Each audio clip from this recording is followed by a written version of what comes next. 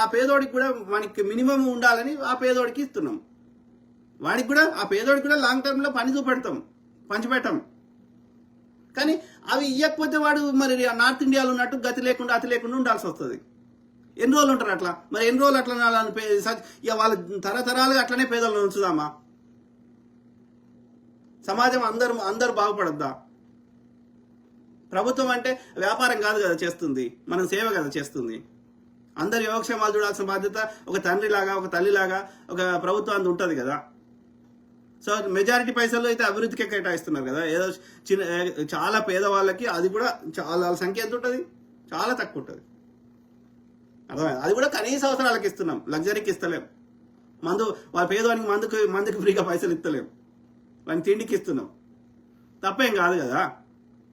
So కాబట్టి ఏ సామాజిక వర్గాలకు ఏమేం కావాలన్నా చేసే ప్రయత్నం చేస్తున్నాం. ఇంకా